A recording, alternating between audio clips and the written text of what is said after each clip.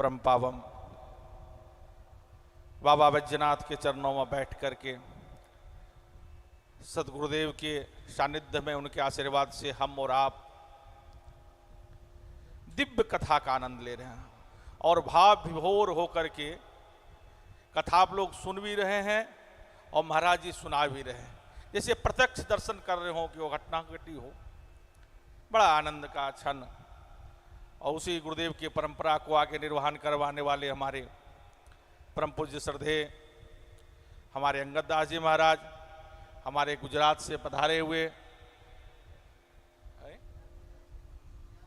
जानकी दास जी महाराज, बताइए इतने सुंदर नाम भी कभी ले लें तो तर जाएंगे।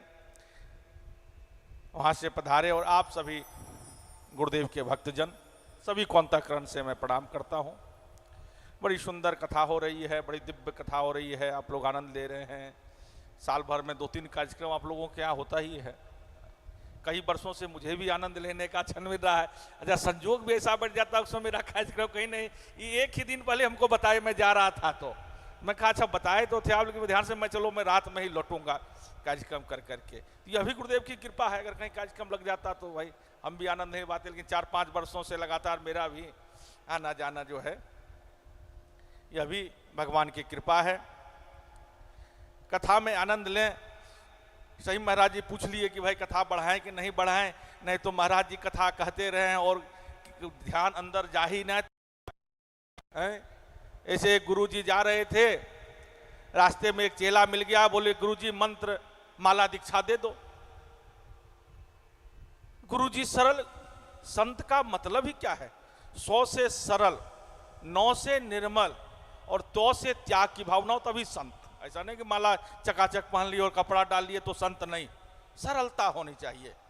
कभी नीचे भी बैठ गए, कभी सिंहासन पर भी बैठ गए, कभी चकाचक भोजन मिले तो ठीक है, कभी कुछ भुंजा भाला तो चल जाए, ऐसा कुछ नहीं। यही चाहिए, सरल होना चाहिए, सरलता होना चाहिए और निर्मल होना चाहिए। नहीं तो सबके तरह ही सोच रहे हैं कुछ और, बोल रहे हैं कुछ और, कर रहे हैं कुछ और नहीं होना चाहिए।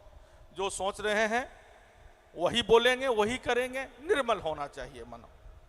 और तो से त्याग की भावना होना चाहिए। ऐसा नहीं कि सब कुछ समेटें और लेकर चल पड़े। दान लें तो दें भी, त्याग की भावना हो चाहिए तभी सरल। गुरु जी जा रहे थे, कहा कि मंत्रमाला दीक्षा दे दो। कहा जरूरी है, सबको दीक्षा लेना चाहिए। शिक्षा हो या नहीं हो, दीक्षा होगा तो भगवान मिल जाएंगे, शिक्षा से भगवान नहीं मिलते। दे दिया तो पहले कहते थे कुछ उपदेश दे जाओ, आज के चेले कहते हैं कुछ सुनाओ गुरु जी। जब गुरु बन गए हो तो कुछ सुनाओ। तो गुरु जी ने कहा क्या करना, राम राम किया करो, अरे सब छोटी बात है। रामचरितमानस बोले मैं पढ़ता रहता हूं, मेरे घर में रखा हुआ है कई रामचरितमानस। भागवत बोले टीवी पर चलता रहता है, जब खोलो तो महात्मा आते हैं। कुछ ऊंचा सुनाओ गुरु जी, कुछ ऊंचा सुनाओ। गीता, हाँ खोलो, ये कुछ ठीक है, ये सुनाओ। तो कहे कि चलो आज केवल पहला श्लोक आप सुनाता हूँ, उसी का भावार्थ समझाता हूँ।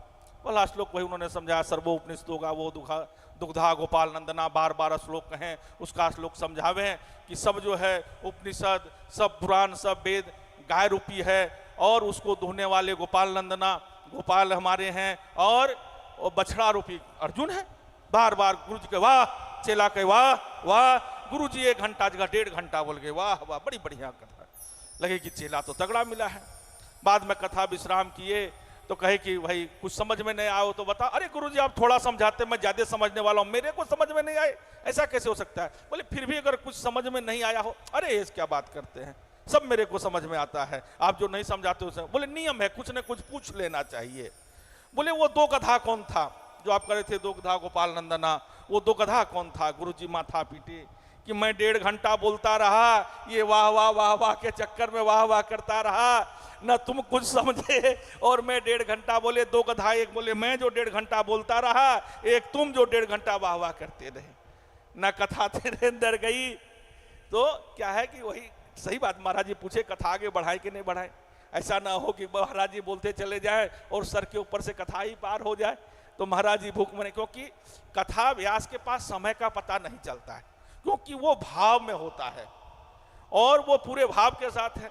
लेकिन वक्ताओं के पास तमाम सोचने का, फोन का, हाथ पैर पसारने का तो होता है, समय देखने का।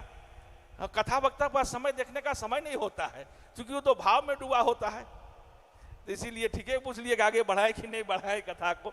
तो ऐसा वो नहीं हो कि वाह वाह केवल वाह वाह। जैसे एक पिताजी अपने बच्चे को गुरुजी के पास एडमिशन कराने के लिए गए, कहे कि बेटा में मेरा 100 में 100 गुण है, बड़ा यशस्वी है, बड़ा तेजस्वी है, जरूरत तो था नहीं, लेकिन आपके यहां रहेगा तो कुछ सर्टिफिकेट मिल जाएगा। कहा चलो भाई, ऐसा कोई पिताजी बोलने वाला पहली बार मिला। कहा 100 में 100 गुण है। एडमिशन करा दिया। 2-3 महीने के बाद पिताजी आए, बोले कैसा मेरा बेटा है, कैसा मेरा पुत्र है, 100 में 100 गुण है ना? बोले 100 में 100 तो नहीं, 98 है, 2 नहीं है।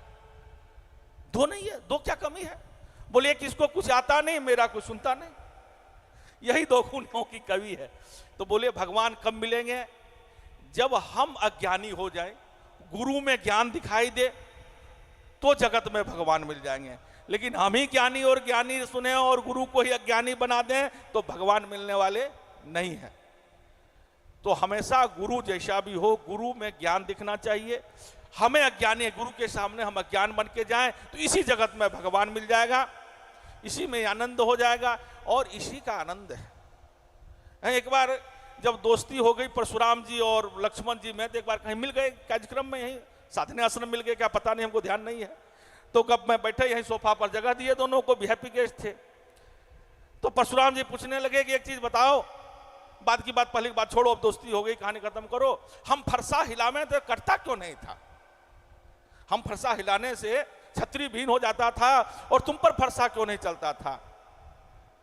तो लक्ष्मण जी ने कहा महाराज, फरसा का एक नाम दान भी है। क्रोध में कोई दान कुछ किया है क्या कि सब संपत्ति दान कर देंगे? क्रोध में ऐसा कहीं सुने हैं? क्रोध आया, किसी की हत्या कर दिया, कुछ कर दिया, लेकिन ऐसा कहीं सुने कि सब संपत्ति दान करके चला गया? तो फरसा का एक दान भी होता है, तो वह दान कैसे क्रोध में होगा? दूसरा, हम हैं शेषनाग के अवतार, तो शेष कभी करता है क्या? गणित में तो करता नहीं, 5 को दीजिए 2 दूनी 4, शेष 1 बच गया, तो शेष कभी करता है क्या? जब यहां गणित का शेष नहीं करता, हम तो पाताल के शेष है, हम कैसे कट जाते? अच्छा तुम नहीं कटा तो मान लिए, अच्छा भगवान राम पर क्यों नहीं फरसा चला मेरा? बोले अखंड कोटि ब्रह्मांड नायक, जो अखंड है उसको खंड कोई कैसे कर सकता है?